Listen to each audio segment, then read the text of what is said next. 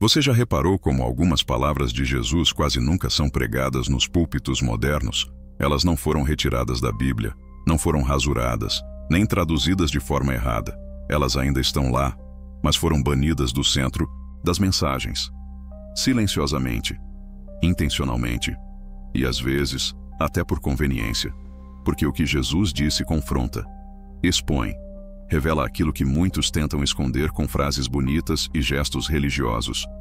Essa fala específica, essa que foi silenciada nos altares, condena exatamente o pecado favorito da igreja moderna. Aquele que ninguém admite ter. Aquele que se disfarça de zelo, que se mascara com religiosidade, que faz o crente parecer firme na fé, quando, na verdade, está longe do coração de Deus. Você já viu isso? Talvez até tenha vivido isso. Pessoas que falam de Deus o tempo todo, mas carregam um coração endurecido. Pessoas que sabem recitar versículos, mas não suportam ser contrariadas, que chamam de libertação o que, na verdade, é só orgulho travestido de santidade. E, aos poucos, esse pecado foi se alastrando. Entrou no meio dos louvores, se infiltrou nas pregações, virou parte da cultura gospel. E quando alguém ousa confrontar, a resposta vem rápida. Isso é julgamento. Não toque no ungido. Você está sendo religioso demais, mas Jesus não suavizou a verdade para caber na sensibilidade de ninguém. Ele falou, direto, na cara, com autoridade. E o que ele disse não agrada o ego, não massageia o coração vaidoso, não conforta quem ama o próprio reflexo mais do que a cruz. Por isso essa fala foi silenciada. Por isso quase ninguém prega sobre ela, porque ela derruba as máscaras, expõe o palco, confronta até os mais espirituais. Mas essa palavra continua viva. Ela ainda está lá. Ela ainda ecoa com poder, mesmo ignorada. E você precisa ouvir. Você precisa ser confrontado por ela, porque talvez você tenha se acostumado com o ambiente da fé, mas se distanciado da verdade que liberta. E essa verdade, a que foi banida, vai te mostrar algo que ninguém ousa dizer nos púlpitos modernos, que muitos estão vivendo dentro da igreja, mas no centro da vontade da própria carne. Fala de Jesus. Ela não acusa, mas também não poupa. Ela não bajula a vaidade. Ela não negocia com o orgulho. Ela vai direto no ponto e te força a olhar no espelho com honestidade. Sabe o que mais chama a atenção nesse pecado? É que ele não parece pecado. Ele se veste de zelo, se expressa com linguagem bíblica e se comporta como se fosse santidade. É o tipo de atitude que ninguém ousa confrontar, porque quem vê de fora acha que é maturidade espiritual. Mas por dentro é orgulho, vaidade, autoexaltação travestida de retidão. É o pecado favorito dos religiosos, o preferido dos intocáveis. Aquele que faz o crente apontar o dedo, mas nunca se ajoelhar. Faz julgar rápido, mas perdoar devagar. Faz exigir mudança, mas recusar arrependimento. Esse pecado habita os púlpitos e os bancos.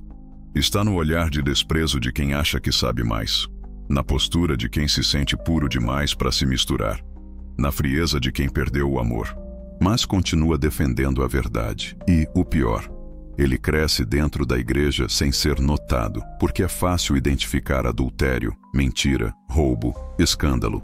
Mas ele se alimenta da própria Bíblia, usando versículos como armas e doutrina.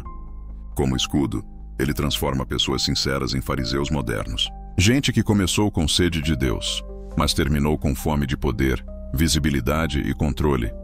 São aqueles que não conseguem ouvir uma pregação sem procurar defeito, que se incomodam com o mover de Deus quando não vem do jeito que esperavam, que medem a espiritualidade dos outros com a régua da própria vaidade. Você já viu isso?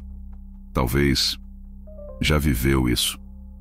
Aquele sentimento de superioridade sutil, aquela necessidade de corrigir todo mundo, aquele prazer escondido em expor quem caiu. E sabe por que esse pecado é tão aplaudido hoje? Porque ele dá ao crente a sensação de estar certo, mesmo quando o coração está completamente errado. É a pior forma de cegueira, achar que está iluminado, quando na verdade está andando nas trevas do próprio ego. E é exatamente isso que Jesus confrontou com força. Mas a fala dele foi removida dos púlpitos, porque ela não serve para atrair multidões. Ela não é estratégica. Ela não gera engajamento fácil. Ela não agrada os crentes mimados que amam estar certos, mas odeiam ser transformados. Essa fala condena o pecado que cresce quando o amor esfria e o orgulho espiritual inflama. O pecado que faz você pregar sobre humildade, mas resistir quando Deus te chama para descer. Faz você falar de perdão, mas manter feridas como troféus. Faz você cantar sobre quebrantamento, mas esconder o coração endurecido atrás da doutrina correta. É por isso que a fala de Jesus foi banida. Porque ela não apenas revela o pecado, ela derruba quem se esconde por trás dele. Mas você precisa ouvi-la, precisa encarar. Porque se esse veneno estiver em você, só essa verdade pode te curar. Você pode continuar indo à igreja, pode continuar cantando, pode continuar servindo, pode continuar dizendo glória a Deus com convicção, mas se esse pecado estiver no seu coração, a presença vai embora, mesmo que os rituais continuem. Esse é o efeito mais perigoso dele. Ele não paralisa o corpo, ele silencia o espírito. Você continua ativo, mas já não sente mais nada. Você ainda fala de Deus, mas já não ouve mais sua voz. Você ainda levanta as mãos no louvor, mas o céu permanece em silêncio. E o pior, você acha que está tudo bem, porque esse pecado te convence de que você está certo, de que o problema são os outros, de que é você quem tem a doutrina correta, de que você está firme, enquanto o mundo está se perdendo. Só que por dentro, você já não tem mais compaixão. Não chora mais pelas almas. Não se quebranta mais em secreto. Não sente mais peso ao falar do nome que salva. Você se tornou alguém que defende Deus, mas não o conhece mais. Alguém que carrega versículos na língua, mas ressentimento no coração. Esse pecado, esse veneno, é como uma névoa espiritual que apaga a chama da intimidade. Você começa a viver daquilo que aprendeu, mas já não vive o que é revelado. Cita textos, mas não se submete à palavra viva. E então as coisas começam a perder o sabor. O culto vira hábito. A oração vira formalidade. O jejum vira rotina vazia. A leitura bíblica vira disciplina seca, sem lágrimas, sem direção, sem transformação. E tudo isso acontece porque Jesus foi tirado do centro. Você ainda fala o nome dele, mas quem está sentado no trono é o seu próprio orgulho, seu próprio senso de superioridade, sua própria vaidade disfarçada de zelo. E Deus? Ele não divide a glória com ninguém. Ele não habita em tronos onde o eu governa. Ele se retira, não por raiva, mas por amor à verdade. Porque a presença dele não se mistura com religiosidade orgulhosa. Esse pecado afastou fariseus da graça, afastou sacerdotes do Messias, afastou líderes da comunhão e está afastando milhares de crentes modernos, sem que eles percebam, porque hoje o importante é parecer certo, pregar forte, mostrar firmeza, defender a sã doutrina.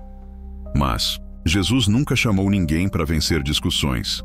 Ele chamou para carregar uma cruz, negar a si mesmo, seguir com o coração quebrado e os joelhos dobrados. E é isso que esse pecado impede, porque enquanto você se orgulhar da sua espiritualidade, você não vai conseguir se ajoelhar de verdade.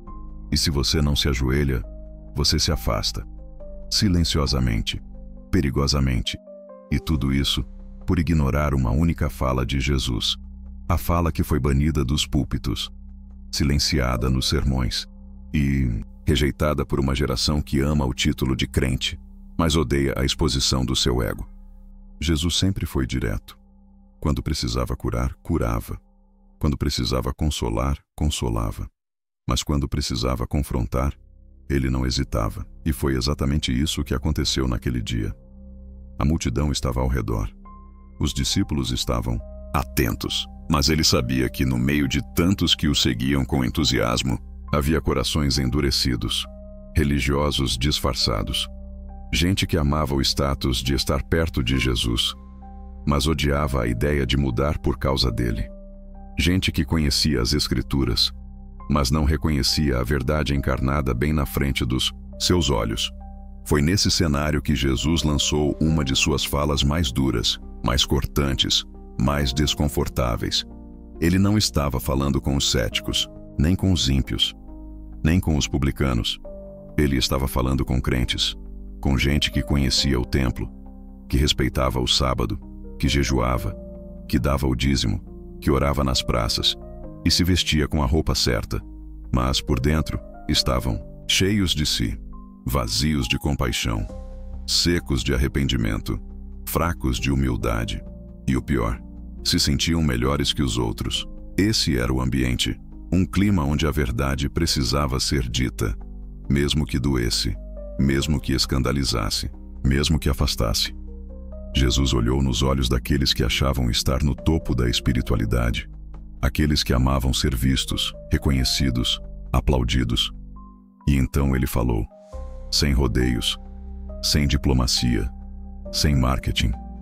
O que ele disse fez o ambiente pesar, fez os fariseus rangerem os dentes, fez os discípulos se entreolharem, fez alguns irem embora, porque aquela fala não deixava espaço para fingimento. Não era uma metáfora leve, não era um devocional doce, era uma sentença direta que deixava claro, ou você se humilha, ou você se afasta. E é por isso que essa fala foi banida dos púlpitos de hoje, porque ela não cabe nos sermões sobre autoestima. Não combina com pregações motivacionais. Não é compatível com conferências que te ensinam a ser grande. Ela aponta o dedo para dentro. Ela quebra quem está em pé. Ela rasga a fachada da falsa espiritualidade. E Jesus não disse isso uma única vez. Ele repetiu essa verdade em vários momentos. Sempre que via o orgulho tentando se vestir de fé, essa fala se tornou o divisor de águas entre os que apenas seguiam Jesus e os que verdadeiramente o obedeciam. E o mais assustador é que ainda hoje Jesus continua dizendo isso, pela palavra, pelo Espírito, pela consciência, pelos desertos, pelos silêncios. Mas a igreja moderna fez questão de silenciar essa voz, porque ela tira o brilho do palco e devolve o peso ao altar. Ela expulsa o ego do trono. Ela lembra que o reino é dos quebrantados, não dos performáticos. E foi então que Jesus disse algo que não seria aceito em muitas igrejas de hoje, algo que não cabe nos sermões sobre autoestima, algo que escandaliza até os mais espirituais, diante de uma multidão que o seguia, diante de discípulos empolgados e de fariseus cheios de si. Jesus ergue a voz e diz: se alguém quer vir após mim, negue-se a si mesmo, tome a sua cruz e siga-me. Mateus 16, 24. Silêncio. Negar-se, tomar a cruz, não era isso que esperavam ouvir. Não era isso que os religiosos queriam pregar. E até hoje, não é isso que a maioria quer viver, porque essa fala condena diretamente o pecado favorito dos crentes modernos: o ego. Sim, o ego. Esse altar interno que muitos erguem dentro do coração, essa sede de reconhecimento, esse apego à própria razão, esse vício de estar certo, essa obsessão por aparência, por controle, por superioridade disfarçada de convicção. E Jesus, com uma única frase, esmaga tudo isso. Negue-se. Não se celebre. Não se exalte. Não se poupe. Negue-se. Mesmo quando você tiver razão, mesmo quando os outros errarem, mesmo quando a vontade gritar, negue-se. Não apenas os pecados, mas as vaidades, os títulos, as máscaras, a autopiedade, o vitimismo. Jesus não pediu, ele ordenou: negue-se a si mesmo. E depois disso, pegue a cruz. Não um troféu, não um microfone, não uma identidade. Visual de ministério. Uma cruz, instrumento de morte, de exposição, de vergonha, de sacrifício. Porque ninguém pode seguir a Cristo de verdade sem morrer primeiro para si mesmo. Essa é a fala banida. Porque ela não cresce igreja, não enche conferência, não viraliza no Instagram. Mas essa é a fala que sustenta o verdadeiro evangelho.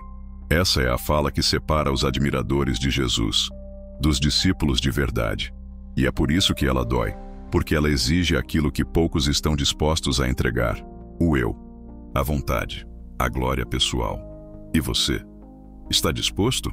Porque essa fala não é para os outros, é para você, para mim, para todo aquele que diz que ama Jesus, mas que muitas vezes ainda ama mais a própria imagem, a própria opinião, o próprio conforto. Você pode até seguir um Jesus sem cruz, mas não será o Jesus da Bíblia, porque o verdadeiro Cristo não chama admiradores, ele chama mortos, para depois dar vida, vida de verdade, vida com sentido, vida com glória, mas só depois da cruz. E você tem carregado a sua? Quando a igreja silencia essa fala de Jesus, ela continua ativa, mas não viva. Ela canta alto, mas já não quebra correntes. Ela prega bonito, mas já não convence o coração. Ela atrai multidões, mas já não atrai o céu. Porque onde não há cruz, não há presença. E o que vemos hoje é o reflexo exato disso. Temos eventos, mas não temos arrependimento. Temos técnicas, mas não temos lágrimas. Temos seguidores, mas não temos discípulos. A igreja que abandonou o negue-se a si mesmo, abraçou um outro evangelho. Um evangelho que te ensina a conquistar, mas não a morrer. Que te encoraja a brilhar, mas não a se humilhar. Que te alimenta de promessas, mas não te confronta com verdades. O resultado? Pastores esgotados emocionalmente, músicos famosos, mas frios espiritualmente, líderes vaidosos, inflamados, sensíveis a críticas, impenetráveis à correção, uma geração apaixonada por ministério, mas indiferente à santidade. Jovens que querem chamar a atenção de Deus, mas não conseguem passar 10 minutos no quarto secreto. Homens e mulheres que sabem se vestir para o culto, mas já esqueceram como se rasga o coração no altar. Tudo parece certo, mas falta peso, falta temor, falta unção verdadeira, porque não há glória onde há vaidade, não há revelação onde há resistência, não há mover onde há ego entronizado. Tudo isso começou quando a cruz virou metáfora, quando negar-se a si mesmo virou algo simbólico, quando o discurso da graça foi distorcido para justificar a ausência de entrega. Mas não se engane, Jesus não mudou de ideia, ele não atualizou o chamado, ele ainda diz: negue-se a si mesmo, tome a sua cruz e siga-me. Esse é o caminho, único, estreito, doloroso, mas glorioso. A igreja que ignora essa fala talvez continue cheia, mas estará vazia do que realmente importa, porque Deus não se impressiona com estrutura. Ele procura corações contritos, pessoas rendidas, crentes que não estão tentando vencer na vida, mas que já decidiram morrer com Cristo, para viver nele. E talvez essa igreja não esteja só lá fora. Talvez essa igreja fria, egocêntrica e vaidosa tenha começado dentro de você, porque negar-se é diário, é constante, é invisível, é secreto, e talvez você tenha deixado de fazer isso faz tempo. Agora eu quero te perguntar com toda seriedade: você ainda está carregando sua cruz? Ou apenas a imagem de um bom cristão? Porque é possível parecer rendido e ainda estar cheio de si. É possível pregar sobre arrependimento, sem se arrepender de nada. É possível cantar sobre entrega, sem entregar coisa alguma. Por isso que Jesus disse: negue-se. Mas quando foi a última vez que você realmente se negou? Negou o orgulho para pedir perdão? Negou a carne para calar numa discussão? Negou o ego para aceitar uma correção? Negou a pressa para ficar mais tempo com Deus? Você consegue lembrar? Porque talvez você ainda vá à igreja, mas o altar já esteja vazio. Você ainda participe de tudo, mas não se encontre mais com Ele. Você até pareça forte por fora, mas por dentro está seco, cansado, sem direção. Sabe por quê? Porque a cruz que você largou em algum ponto da caminhada está fazendo falta. E você tenta preencher o vazio com atividades cristãs. Mas nenhuma delas substitui o que só a presença de Deus pode fazer. E Ele não habita em corações divididos. Ele não derrama glória em templos cheios de vaidade. Ele ainda está procurando os que se negam, os que se dobram, os que, em vez de exigir visibilidade, escolhem o anonimato do altar secreto. Talvez hoje seja o dia de você encarar a verdade. Você parou de negar a si mesmo, parou de morrer, parou de se render, e agora vive de aparência, de memória espiritual, de performance emocional. Mas isso não sustenta ninguém. E você sente isso, no vazio após os cultos, na frieza quando ora, na dificuldade de se quebrantar. Tudo parece distante, porque você também se distanciou. Negar-se não é uma decisão que se toma uma vez. É uma cruz que se carrega todos os dias. É quando você prefere calar a vencer, servir a ser visto, amar a estar certo. É quando você diz: Senhor, eu abro mão, para que tu governes. Eu morro, para que tu vivas em mim. Mas o ego não gosta disso. E por isso tanta gente larga a cruz e começa a seguir um Jesus que permite tudo e exige nada. Um Jesus que consola, mas não confronta, que abençoa, mas não quebra. Mas esse Jesus não existe. O verdadeiro Cristo ainda está dizendo: negue-se a si mesmo. Tome a sua cruz e siga-me. E você? Vai continuar fingindo que essa fala não é contigo? Vai seguir com a alma inchada e o espírito vazio? Ou vai se render de novo? Talvez você esteja aí agora, silenciosamente quebrado, com o coração apertado, com a mente girando entre lembranças, orações secas, cultos vazios e cruzes largadas pelo caminho. E talvez esteja ouvindo uma voz dentro de você dizendo: você se afastou, sem sair da igreja. Você parou de carregar a cruz, mas ninguém percebeu.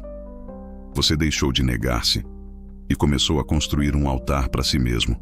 Mas Deus percebeu, e Ele não te expôs. Ele te trouxe até aqui. Não foi o acaso que te fez assistir até o final. Foi a graça.